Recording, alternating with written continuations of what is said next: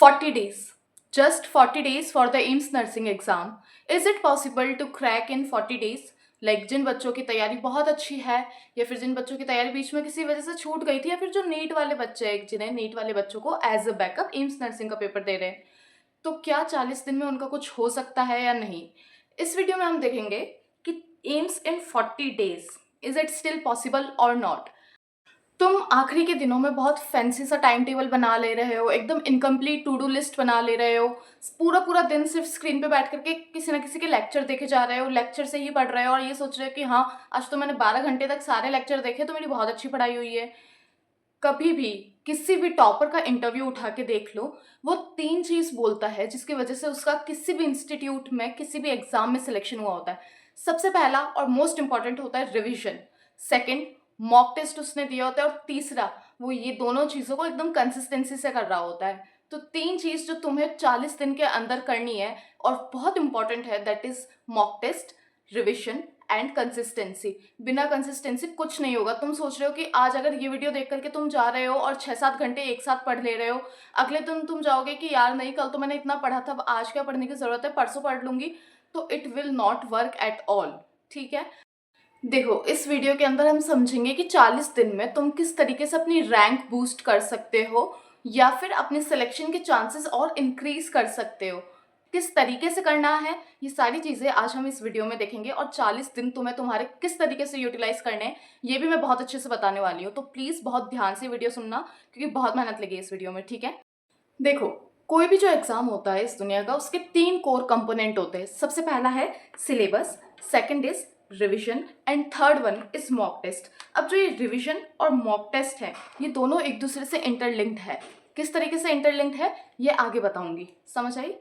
अब तुम में से जो वीडियो देख रहे हैं उनमें भी 2 तरीके के स्टूडेंट्स होंगे, ठीक है? सबसे पहले होंगे टाइप ए वाले स्टूडेंट, जिन्होंने पूरा साल मेहनत की है, उनका सिलेबस 80% से ज़्यादा कवर है, वो एकदम वर्ज पे है कि वो मॉक टेस्ट दे और साथ में अपना रिविजन स्ट्रॉन्ग करे। इन बच्चों के लिए क्या है कि तुम्हें अपना रिविजन बहुत स्ट्रॉन्ग रखना है, रिविजन करते रहो, साथ में मॉक टेस्ट दो। मॉक टेस्ट जो दे रहे हो उसमें जो भी अपनी गलतियां निकल रही है, उन गलतियों को एनालिसिस करो। जो गलतियां बार बार हो रही है उसके लिए या तो मिस्टेक कॉपी बना लो या फिर उनको अलग से लिख के रखो, सो दैट तुम उस चीज़ का रिवीजन और ज़्यादा करो। तो तुम्हें इससे क्या होगा, तुम्हारे एरियाज ऑफ इम्प्रूवमेंट पता चलेंगे और क्या होगा, अगले मॉक टेस्ट में वो गलतियां नहीं होंगी। इसलिए मैंने ऊपर यहाँ बताया था कि जो रिवीजन और मॉक टेस्ट है वो दोनों इंटरलिंक्ड है। मॉक टेस्ट दोगे तो एरियाज ऑफ इम्प्रूवमेंट पता चलेंगे, ठीक है?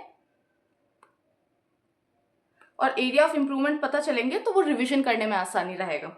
अब ये जो टाइप ए वाले स्टूडेंट है, इन्हें क्या नहीं करना है, तुम्हें लास्ट मोमेंट पर, लास्ट के 1 महीने में कोई नया रिसोर्सेज नहीं लेना है। अब तक जिनसे पढ़ रहे थे उसी से पढ़ो, एक ही सोर्स रखो लेकिन उसी चीज़ के मल्टीपल रिविजन्स करो। समझ गए? बार बार पैनिक नहीं होना है कि यार मेरे से यहाँ तो हो जा रहा है, वहाँ नहीं हुआ तो क्या होगा, या फिर ओवर कॉन्फिडेंट भी नहीं होना कि नहीं मेरे तो मॉक टेस्ट में बहुत अच्छे मार्क्स आ रहे हैं तो वहाँ पे जाके तो मेरा सब कुछ बहुत अच्छा होगा। ना अंडर कॉन्फिडेंट रहना है, ना ओवर कॉन्फिडेंट होना है, ठीक है? Now coming to next type of student, जो कि है टाइप बी के बच्चे, ठीक है? मान लो इन बच्चों की किसी भी वजह से क्या हुआ, प्रिपरेशन उतनी स्ट्रांग नहीं हो पाई या फिर बीच में छूट गई। उन्हें क्या करना है, सबसे पहले हाई वेटेज चैप्टर्स कवर करो अपने। मान लो कि तुम्हारी जो प्रिपरेशंस थी वो बीच में छूट गई थी, तो सबसे पहले शुरू करो किससे, हाई वेटेज चैप्टर से। अब अगर तुम्हारी प्रिपरेशन छूट गई है और अब तुम 40 दिन के में भी क्या कर रहे हो कि living and non living thing chapter पढ़ रहे हो, तो इस तरीके से तो नहीं होगा ना सिलेक्शन। तुम्हें क्या पढ़ना है, जेनेटिक्स पढ़ो, बायोटेक्नोलॉजी पढ़ो, ऐसे चैप्टर्स पढ़ो जिनके क्वेश्चंस आने की प्रोबेबिलिटी बहुत हाई है, मतलब कि हर बार आते ही है, ठीक है? उसके बाद में तुमने रिवीजन करना है। रिवीजन के लिए तुम्हें मल्टीपल टाइम्स रिवीजन करना होगा। क्यों? क्योंकि तुम्हें बहुत कम टाइम में बहुत ज़्यादा चीज़ें रिटेंशन में लानी है, इस वजह से बहुत मल्टीपल टाइम्स तुम्हें मल्टीपल रिवीजन करना होगा। एक मिस्टेक नोटबुक बना लो। मिस्टेक नोटबुक बनाओगे तो तुम्हें बहुत आसानी रहेगी तुम्हारी आइडेंटिफाई करने की गलतियाँ, कि मैं कहाँ पे गलती कर रही हूँ और मुझे कहाँ पे सुधारने की ज़रूरत पड़ सकती है। लास्ट में मॉक टेस्ट। अब यहाँ पे मैंने मॉक टेस्ट के आगे लेस इसलिए लिखा है क्योंकि अगर तुम्हारा प्रिपरेशन उतना स्ट्रांग नहीं है, अगर तुम ज़्यादा मॉक टेस्ट दोगे तो हो सकता है कि उसमें अगर नंबर कम आते हैं तो तुम्हारा कॉन्फिडेंस बहुत डाउन जाएगा। इस वजह से मॉक टेस्ट भले ही कम दो लेकिन उन मॉक टेस्ट का एनालिसिस बहुत अच्छे से करो और रिविजन बहुत ज़्यादा करो, क्योंकि at the end of the day जो तुम मॉक टेस्ट दे रहे हो उसके नंबर मैटर नहीं करेंगे उस पेपर वाले दिन। मैटर क्या करेगा कि तुम्हें वहाँ पे कितनी जल्दी अपना जो भी मैटर है, जो भी तुम्हारा पढ़ा हुआ है वो कितना जल्दी याद आ रहा है, ठीक है। इस वजह से ये जो टाइप बी वाले बच्चे हैं उनको मैं सजेस्ट करूंगी कि तुम मॉक टेस्ट भले ही कम दो लेकिन रिविजन बहुत ज़्यादा करो और उन मॉक टेस्ट का एनालिसिस भी बहुत ज़्यादा करो। तुम्हें क्या करना है, सबसे पहले तो पॉजिटिव माइंडसेट रखो। ये मत सोचो कि यार हमारी तो प्रिपरेशन बीच में छूट गई थी तो इस साल हमारा कुछ नहीं हो सकता है। ऐसा बिल्कुल नहीं है। ऐसे बहुत बच्चे होते हैं जो लास्ट के 40 दिन में बहुत अच्छा पढ़ के भी उनका सिलेक्शन नहीं हो पाता है। क्यों? क्योंकि वो कुछ बहुत बेसिक चीज़ों का ध्यान नहीं रखते हैं, लास्ट मोमेंट पे भटक जाते हैं, आगे पीछे 10,000 जगहों से पढ़ रहे होते हैं, ऑनलाइन लेक्चर ले रहे होते हैं। लेकिन सेल्फ स्टडी सबसे ज़्यादा इंपॉर्टेंट है किसी भी एग्जाम को क्रैक करने के लिए, क्योंकि उस दिन कोई यूट्यूब चैनल या फिर यूट्यूब वीडियो नहीं चलने वाला है तुम्हारे आगे। उस दिन तुम अकेले बैठ करके एग्जाम हॉल के अंदर क्वेश्चन सॉल्व करने वाले हो, ठीक है। कंसिस्टेंसी। अब जो टाइप बी वाले बच्चे हैं, देखो तुम्हें बहुत ज़्यादा ज़रूरत है 40 दिन में कंसिस्टेंट होने की। अंदर तुम्हें एटलीस्ट 10 आवर्स पर डे पढ़ना ही होगा, और ये नहीं कि आज पढ़ लिया तो कल नहीं पढ़ूंगी, डेली 10 घंटे तुम्हें पढ़ना ही है, ठीक है। पॉजिटिव एटीट्यूड मैंने बता ही दिया है, पॉजिटिव एटीट्यूड कितना ज़्यादा ज़रूरी है। सोच के चलो कि हाँ, अगर अब तक सब बिगड़ा था तो तुम्हारे अंदर उतनी कैपेबिलिटी है कि तुम बिगड़े हुए से भी बहुत अच्छा कुछ बिल्ड कर सकते हो, ठीक है। आगे आते हैं। अब जो मैं बातें बताऊंगी वो दोनों दोनों टाइप ऑफ स्टूडेंट्स के लिए बिल्कुल सेम है, ठीक है। देखो, लास्ट के मोमेंट पे क्या होता है कि जितना ज़्यादा हमारे सामने नई चीज़ें लोग फेंकते हैं, हम ऐसी स्टेट में होते हैं, हम एक बहुत ही ऐसी स्टेट में होते हैं कि बस हमें कहीं से कोई हेल्प मिल जाए और हम वहीं पर ही चले जाएंगे। तुम्हारे सामने बहुत सारे लोग अलग अलग कोर्सेज लाएंगे लास्ट मोमेंट पे कि हमारी सीरीज़ आ रही है, लास्ट मोमेंट पे हमारी यूट्यूब पे सीरीज़ आ रही है। बट इस वक्त पे तुम्हें सबसे ज़्यादा इस चीज़ का ध्यान रखना है कि सेल्फ स्टडी और तुम्हारा खुद का रिविजन वो बिल्कुल भी कमज़ोर नहीं पड़ना चाहिए। अगर तुम मल्टीपल जगह भागोगे ना तो जो तुम्हारी बेस है वो पूरी हिल जाएगी। इस वजह से मल्टीपल जगहों से रिवीजन करने की जगह एक से रिवीजन करो। सिर्फ एक सोर्स से रिवीजन करोगे तो तुम्हें याद भी अच्छे से रहेगा और कॉन्फ्लिक्ट होने के भी चांसेस बहुत कम होंगे। इसलिए मैंने लिखा है कि अगर मल्टीपल रिसोर्सेज लिए तो वो इन्वर्सली प्रोपोर्शनल है सिलेक्शन के, ठीक है। इस वजह से सिंगल रिसोर्स रखो अपना और उसी को ही मल्टीपल टाइम्स रिवाइज करो, ठीक है। और वो जो तुम्हारा सिंगल रिसोर्स है वो या तो एनसीईआरटी हो सकती है, फिर जो तुमने अब तक शॉर्ट नोट्स बनाए होंगे। अगर शॉर्ट नोट्स नहीं बनाए हैं तो तुम किसी भी मतलब कि चैनल की या फिर कहीं से हेल्प ले सकते हो कि हाँ ठीक है, तुमने वहां से देख करके क्या किया, अपने शॉर्ट नोट्स बना लिए। बट बार बार अलग अलग जगह से मत पढ़ो, एक ही जगह से पढ़ो और उसी को ही बार बार पढ़ो। समझ आ गई? तो अब ये बेसिक बातें समझ लेने के बाद में हम आते हैं कि हमें 40 दिन अपने कैसे स्पेंड करने हैं, ठीक है। 40 दिन हम कौन कौन सी चीज़ों को ध्यान में रखेंगे और किस तरीके से आगे प्रोसीड करेंगे। तो देखो, जो शुरू के 20 दिन है उसमें तुम्हें किस पे ध्यान देना है, अपनी थ्योरी पे ध्यान देना है। कंसेप्ट अपने स्ट्रॉन्ग करने, अपनी थ्योरी खत्म करोगे, ठीक है। थ्योरी का जितना भी पार्ट है वो सब खत्म करोगे। जितने भी इंपॉर्टेंट चैप्टर्स है वो तुम्हें नहीं छोड़ने। 20 दिन में सबसे पहले जो इंपॉर्टेंट हाई वेटेज चैप्टर्स है उनको पहले कवर करोगे। और साथ में अगर शॉर्ट नोट्स नहीं है तो 20 दिन में उन चैप्टर के शॉर्ट नोट्स बनाओ जो बहुत हार्ड है या फिर जो बहुत लेंथी है या फिर जो तुम बहुत जल्दी भूल जाते हो। जैसे कि मुझे इकोलॉजी जो है हमारी बायो के अंदर, उसमें मेरे को उसका जो डेटा था वो याद नहीं रहता था, तो मैंने शॉर्ट नोट्स उस चीज़ के बनाए थे कि कितने बायोस्फीयर रिजर्व है, कितने नेशनल पार्क है। इस तरीके से मैंने उसके शॉर्ट नोट्स बनाए थे। तो इसी तरीके से जो चैप्टर तुम्हें हार्ड लगता है या फिर जो तुम भूल जाते हो, तुम्हें उस चीज़ के क्या बनाने हैं, शॉर्ट नोट्स बनाने हैं। इसके साथ तुम्हें क्या करना है, 20 दिन तक डेली कोई भी 2 सब्जेक्ट लो, 2 सब्जेक्ट के 2 या 3 चैप्टर लो और उनको पूरी करने की कोशिश करो। और उसमें क्या करोगे, तुम थ्योरी करोगे और साथ के साथ उसके एमसीक्यूज भी लगाओगे। थ्योरी करते वक्त अगर एमसीक्यूज सही नहीं हो रहे तो फिर से थ्योरी पर जाओगे और थ्योरी अपनी स्ट्रॉन्ग करोगे, ठीक है। प्रायोरिटी इस तरीके से रखना कि सबसे पहले बायो को अच्छे से कवर कर लो, chemistry, physics and then GK. Bio को मैं इसलिए प्रायोरिटी कह रही हूँ क्योंकि अगर बायो के अंदर तुमने मार्क्स गवा दिए तो फिर रैंक नीचे आना डेफिनेट है। इस वजह से जो इजी चीज़ है, जहाँ पे तुम स्कोर कर सकते हो, उसको बिल्कुल भी ढीला मत छोड़ो। बहुत टाइट पकड़ के रखो अपनी बायो पर, केमिस्ट्री पे। फिजिक्स मोस्टली बच्चों की वीक होती है, उसका कोई बात नहीं है। तुम फिजिक्स अगर तुम्हारी वीक है तो तुम सिर्फ फॉर्मूलाज रिवाइज करो, ठीक है। उसके बारे में भी हम आगे बताएंगे कि किस तरीके से हमें फिजिक्स को इम्प्रूव करना है। देन नेक्स्ट के 10 दिन में तुम्हें मैक्सिमम एमसीक्यूज की प्रैक्टिस करनी है। तुमने शुरू के 20 दिन के अंदर क्या किया था, अपने कंसेप्ट स्ट्रॉन्ग किए, थ्योरी स्ट्रॉन्ग की। अब जो ये 10 दिन है इसके अंदर तुम्हें मैक्सिमम एमसीक्यूज की प्रैक्टिस करनी है। एनालाइज करो कि कहाँ पर तुम्हारा क्या चीज़ें गलत हो रही है, वहाँ से वीक एरियाज आइडेंटिफाई करो और फिर से जाकर के क्या करोगे, रिवाइज करोगे। पीवाईक्यूज सॉल्व करो इन 10 दिन में। 10 दिन में पीवाईक्यूज से कैसे सॉल्व करोगे और कहाँ से मिलेंगे पीवाईक्यूज? यूट्यूब पे इजीली अवेलेबल है पीवाईक्यूज, अगर चाहो तो वहाँ से देख लो। अगर तुम मेरी तरह ऑफलाइन पढ़ना ज़्यादा प्रेफर करते हो तो मैंने तो सिर्फ नीट के पीवाईक्यूज लगाए थे, और नीट के मतलब नीट का जब मैं पढ़ रही थी मैंने तब भी पीवाईक्यूज अच्छे से किए थे, और एम्स नर्सिंग का पेपर देने से पहले भी मैंने नीट के पिछले 10 या 13 साल के पीवाईक्यूज अच्छे से मैं समझ के और करके गई थी। अभी जो ये 10 दिन है उसमें मैं प्रेफर करूंगी तुम्हें कहना कि पार्ट टेस्ट दो, जैसे कि 11th बायो कंप्लीट का दे दिया, 12th बायो कंप्लीट का दे दिया, 11th फुल केमिस्ट्री दे दिया, 12th फुल केमिस्ट्री दे दिया, ठीक है। इस तरीके से दोगे तो तुम्हें पता चलेगा कि अच्छा यहाँ पे दिक्कत है, तो इनको मैं आसानी से सुधार सकते हैं, ठीक है।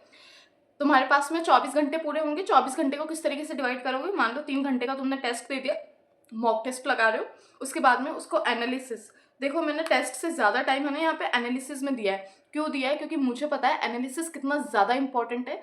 मेरे लास्ट मोमेंट पे बहुत कम मार्क्स आ रहे थे क्योंकि मैं टेस्ट का एनालिसिस नहीं कर रही थी, मैं बस टेस्ट देने जा रही थी, फिर घर पे आकर के रैंडमली पढ़ ले रही थी, कुछ भी रिवीजन कर ले रही थी और फिर वापस टेस्ट दे के आ रही थी। ना मैं ये देख रही थी कि मैं कौन सी चीज़ें बार बार गलत कर रही हूँ, और ना मैं ये देख रही थी कि मैं जो चीज़ें गलत कर रही हूँ वो मैं मॉक टेस्ट में, अगले मॉक टेस्ट में भी गलत कर रही हूँ, मैं ये चीज़ को भी नोटिस नहीं कर पा रही थी। इस वजह से जब फिर मैंने अपने सर के कहने पे एनालाइज करना स्टार्ट किया पेपर को, उसके बाद में मेरे मार्क्स में बहुत ड्रास्टिक चेंज आया था। इसलिए मैं हमेशा रेकमेंड करती हूँ कि मॉक टेस्ट का एनालिसिस मोस्ट इंपॉर्टेंट है, ठीक है। उसके बाद में भी फिर जो टाइम बच रहा है तो उसमें उन 4 घंटों में तुम्हें क्या चीज़ को रिवाइज करना है जो तुम्हारे मॉक टेस्ट में गलत हुए थे, और अपने रिविजन फिर से स्ट्रॉन्ग करना है। समझ आ गई। देन आता है हमारे लास्ट के 10 दिन। लास्ट के 10 दिन में रोज एक मॉक टेस्ट दो, एक मॉक टेस्ट दे रहे हो रोज, उसी को एनालाइज करो, जो गलतियां हो रही है सिर्फ उन्हीं को पढ़ो फिर, ठीक है। लास्ट के टाइम पे, लास्ट के 10 दिन में कोई न्यू रिसोर्स बिल्कुल नहीं लेना है। इसमें बहुत बच्चे गलतियां कर देंगे। लास्ट का टाइम चल रहा है, बिल्कुल ऐसे हम्बल होकर के कहीं कहीं भी प्लेटफॉर्म में घुस जा रहे हो, किसी भी सीरीज को अटेंड कर ले रहे हो, ऐसा बिल्कुल मत करो। अपना जो तुम शुरू से जिस चीज से पढ़ते आ रहे हो, भले ही वो एनसीईआरटी हो, सिर्फ एनसीईआरटी ही पढ़ो। बार बार कि इस टेलीग्राम से ये नोट्स उठा लिए, उस टेलीग्राम से ये नोट्स उठा लिए, ये सब करने से कुछ नहीं होगा, ठीक है। फॉर्मूला रिवीजन करो, बहुत ज़्यादा नेसेसरी है, क्योंकि बहुत क्वेश्चंस मोस्टली ऐसे डायरेक्टली फॉर्मूला बेस्ड ही आते हैं। तो क्या करना की कोशिश करो कि तुम फॉर्मूला रिवाइज कर रहे हो अच्छे से, तो फॉर्मूला अगर तुम फॉर्मूला अच्छे से रिवाइज कर ले रहे हो तो तुम वहाँ पे भी जल्दी से जल्दी फॉर्मूला में पुट करके आंसर निकाल सकते हो, ठीक है। एनसीईआरटी पे स्टिक रहो अपनी। कोई लास्ट के 10 दिन में कोई भी न्यू चैप्टर मत शुरू करना। लास्ट के 10 दिन में सिर्फ वही पढ़ो, वही रिवाइज करो जो आता है। कुछ और नया उठाओगे कंफ्यूज हो जाओगे, दिमाग में और ज़्यादा डिमोटिवेशन आएगा, ऐसा बिल्कुल मत करना। लास्ट के 10 दिन में तुमने बस वही पढ़ना है जो तुमने पहले से पढ़ा है और जो तुम्हें पहले से आता है, ठीक है। अब उसके बाद में हम आते हैं कि सब्जेक्ट वाइज हमारी स्ट्रैटेजी क्या होनी चाहिए, कि किस सब्जेक्ट को किस तरीके से डील करना है, ठीक है। सबसे पहले अगर मैं आऊँ तो वो है बायोलॉजी। देखो मैं बायोलॉजी को हमेशा रैंक बूस्टर कहती हूँ। रैंक बूस्टर क्यों है, क्योंकि बायो के स्टूडेंट्स होते हुए हमारी बायोलॉजी ही मोस्टली स्ट्रॉन्ग रहती है। रैंक बूस्टर इसलिए भी है क्योंकि बायो में ज़्यादा दिमाग नहीं लगाना होता है, पीवाईक्यू से रिजेंबल करते हुए ही क्वेश्चंस आते हैं। जो एनसीईआरटी में पढ़ा है वैसा का वैसा उठ के आ गया, अगर तुमने पढ़ा है तो तुम्हें क्वेश्चन आता होगा, नहीं पढ़ा है तो नहीं आता होगा। ये बहुत सिंपल सी चीज़ है बायो में, ठीक है। इसलिए बायो में सिर्फ एनसीईआरटी पे रिलाय करो।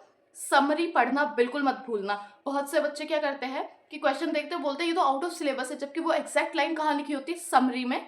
समरी बिल्कुल भी मत भूलो, क्योंकि समरी में भी ऐसी लाइंस लिखी होती है जो मेन चैप्टर के अंदर नहीं लिखी होती और वहां से क्वेश्चन उठ के आ जाता है, ठीक है। यूनिट के स्टार्टिंग में साइंटिस्ट के नेम दिए होते हैं, जैसे कि एक बहुत मोस्ट पॉपुलर क्वेश्चन है कि जीएन रामचंद्रन ने क्या किया था, प्रोटीन का ट्रिपल हेलिक्स स्ट्रक्चर जो है वो आइडेंटिफाई किया था। तो ऐसे क्वेश्चंस भी उठ करके आ सकते हैं। सो साइंटिस्ट के नेम्स भी देखो, उनकी क्या डिस्कवरी है वो भी देखो, ठीक है। एनसीईआरटी के डायग्राम्स आर मोस्ट इंपॉर्टेंट है। डायग्राम उठ के आ जाएगा, पूछ लेगा, लेबलिंग पूछ लेगा तुमसे, या फिर ऐसे कोई भी एक जो भी पार्ट होगा उस डायग्राम का उसको क्वेश्चन मार्क करके पूछ लेगा इसका फंक्शन क्या है, और फिर 4 ऑप्शन दे देगा। इस वजह से डायग्राम एनसीईआरटी के बहुत अच्छे से पढ़ो, ठीक है। डेली एनसीईआरटी के 2 चैप्टर्स पूरी तरीके से अच्छे से, डेली के 2 चैप्टर्स अच्छे से पढ़ो एनसीईआरटी के। और बायो के अंदर तो यार एक फुल सिलेबस मॉक, जैसे कि जिसमें कंप्लीट 11th और 12th दोनों हो, वो तुम देना शुरू कर सकते हो आराम से, ठीक है। क्योंकि जितना ज़्यादा पढ़ोगे उतना ज़्यादा ही तुम एनसीईआरटी का रिवीजन करोगे और उतना ज़्यादा तुम्हें मतलब कि समझ आता रहेगा कि हाँ चलो ये क्वेश्चन भी आ सकता है, क्वेश्चन इस तरीके से भी पूछा जा सकता है। तो जितने ज़्यादा क्वेश्चन सॉल्व करोगे उतने ज़्यादा तुम्हें पता चलता रहेगा कि हमसे क्वेश्चन किसी भी तरीके से घुमा के पूछा जा सकता है, तो हम उसे आंसर करने के लिए कैपेबल हो, ठीक है। उसके बाद में इंपॉर्टेंट चैप्टर्स में बता देती हूँ तुम्हें कि क्या है। मोस्ट इंपॉर्टेंट है ह्यूमन रिप्रोडक्शन, फिर आता है हमारा genetics, then ecology, animal kingdom, cell वाला unit, biotechnology and human physiology. ये मोस्ट इंपॉर्टेंट है। मैंने ये नहीं कहा कि सिर्फ यही पढ़ना है, लेकिन इनको तो पढ़ना ही है, ये छोड़ के तुम नहीं जा सकते। ये जो ये 7 चैप्टर्स यहाँ पे मैंने लिख रखे हैं ना, मतलब 7 यूनिट्स जो लिखे हैं, इन्हीं के अंदर से 70% ऑफ द पेपर जो है इसी में से ही आने वाला है। ठीक है, तो इन वाली यूनिट्स को बहुत अच्छे से और पहले ही कवर करके रखो। ठीक है, अब देखो बायो हो गया हमारा, उसके बाद हम आते हैं केमिस्ट्री के ऊपर। केमिस्ट्री के अंदर देखो यार, मोस्ट इंपॉर्टेंट है कि तुमने जो कंसेप्ट पढ़े हैं, तो एनसीईआरटी के अंदर जो एग्जांपल्स होते हैं, जो बॉक्स के अंदर एग्जांपल्स हमारे दिए होते हैं, क्वेश्चंस होते हैं, वो करना बहुत इंपॉर्टेंट है, क्योंकि वहां से कई बार बहुत बार ऐसा होता है कि सीधा का सीधा सवाल उठ के आ गया। तो एनसीईआरटी में चैप्टर्स के बीच में जो क्वेश्चन दिए होते हैं, एग्जाम्पल्स दिए होते हैं, वो करना मोस्ट इंपॉर्टेंट है, वो एक बार कर लेना। उसके बाद में मैं ऑर्गेनिक केमिस्ट्री के बारे में अगर तुम्हें बताऊं, तो ऑर्गेनिक केमिस्ट्री में नेम रिएक्शन मोस्ट इंपॉर्टेंट है। 3-4 नेम रिएक्शन इधर लिखी आ जाएगी और इधर उनकी रिएक्शन होगी, तो मैं मैचअप्स भी आ सकता है, तो इस तरीके से वो पूछ सकते हैं। बाद में एसिडिटी और बेसिसिटी का ऑर्डर, ये बहुत मोस्ट कॉमन होता है, 2024 में भी आया था, 2025 में भी क्वेश्चन आया था। चैप्टर वाइज बात करूँ तो एल्डिहाइड कीटोन बहुत इंपॉर्टेंट चैप्टर है, उसके बाद में अल्कोहल फिनॉल भी बहुत इंपॉर्टेंट है, और जो बेसिक आईयूपीएसी है और जो ऑर्गेनिक केमिस्ट्री है तुम्हारा, जिसमें होता है कि ये कंपाउंड एरोमेटिक है या नहीं है, वो वाली चीज़ भी जो है तुम्हारी, वो भी तुम्हें अच्छे से करना है। तो ये हो गया हमारी ऑर्गेनिक केमिस्ट्री की बात आती है इनऑर्गेनिक केमिस्ट्री पे।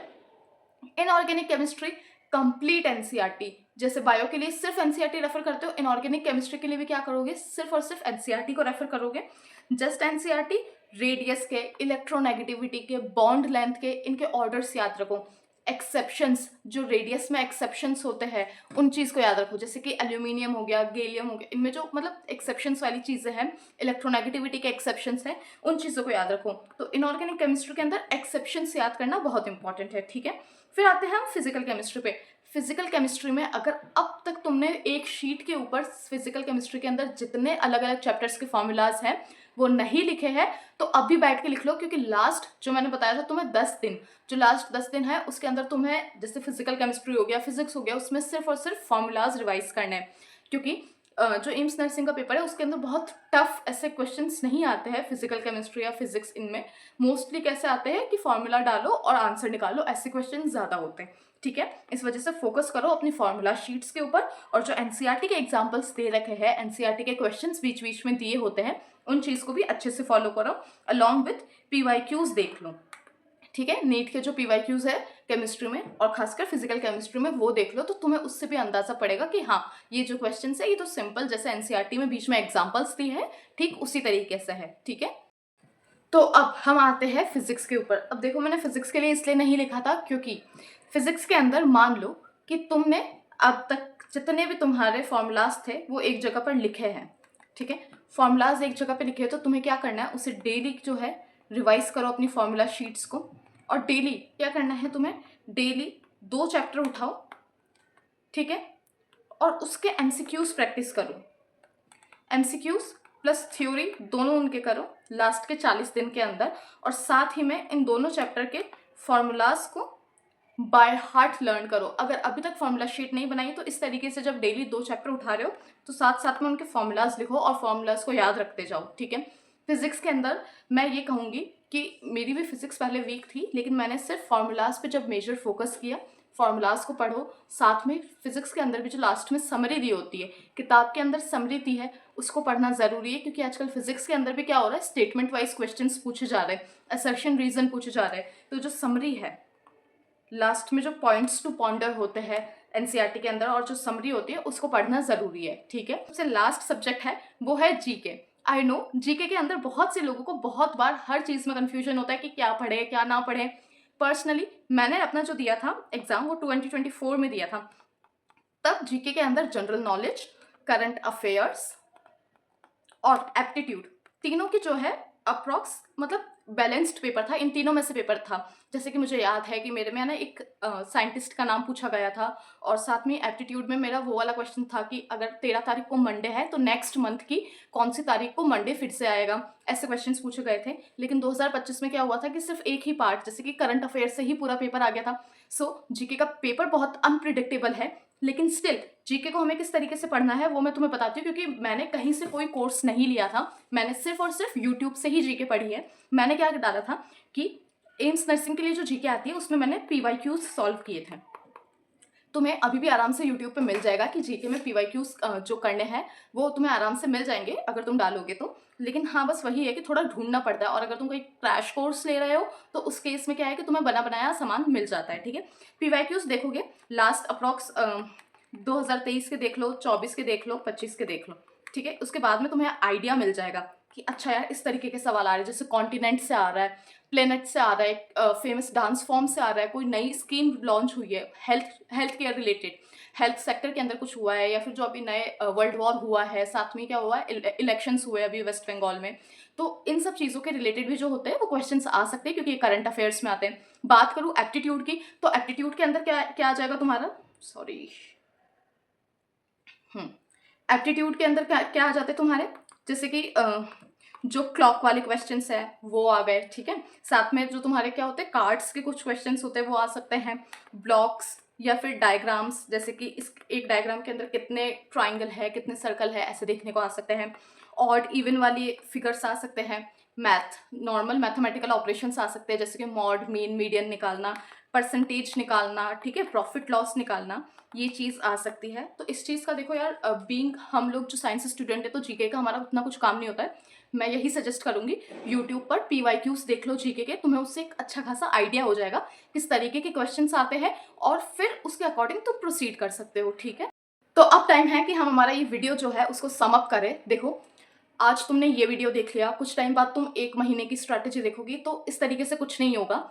अपना तुम्हें पढ़ाई तो खुद ही करनी पड़ेगी, तुम भले ही कितने ही n नंबर ऑफ वीडियोस देख लो, लेकिन अगर तुम किसी एक वीडियो को लेकर के उसके ऊपर स्टिक होकर के, जो उसमें बताया गया है उसी पे स्टिक होकर मेहनत कर लेते हो, तो वो तुम्हारे लिए ही बहुत अच्छा है, ठीक है यार। अभी जहाँ तुम हो वहाँ से एम्स तक पहुँचने के लिए आई नो बहुत मेहनत लगेगी, लेकिन तुमने अगर एक बार दिल लगा के मेहनत कर दी ना, उसके बाद में रिजल्ट बहुत अच्छा है, तुम्हारी पूरी की पूरी लाइफ सॉर्टेड है यार।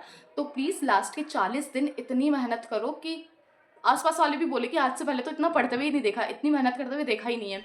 तो अपने लिए, अपने पेरेंट्स के लिए बहुत मेहनत करो, एंड या 40 दिन बाद हो सकता है कि तुम भी बहुत खुशी खुशी सेंटर से निकल रहे होंगे और एकदम हंसते हुए चेहरे के साथ कि इस बार तो बहुत अच्छे वाले एम्स में जा रहे हैं। सो या, और जो भी मैंने अभी इसमें बताया है वो वाली पीडीएफ भी तुम्हें लिंक में मिल जाएगी। सो उस चीज़ की भी चिंता मत करना, तुम चाहो तो उसे मल्टीपल टाइम्स देख सकते हो कि अच्छा, सो दैट तुम्हें बार बार वीडियो पे आके अपना टाइम वेस्ट नहीं करना पड़ेगा। एंड या, this was all from my side कि ये 40 दिन की स्ट्रैटेजी फॉलो करके तुम अपनी रैंक बूस्ट कर सकते हो, अपनी तैयारी को और अपलिफ्ट कर सकते हो। So yeah, this was all from my side. I hope तुम इतनी अच्छी तैयारी करो कि तुम्हें best to best AIIMS Delhi मिल जाए। Yeah, all the very best for your preparations. Bye.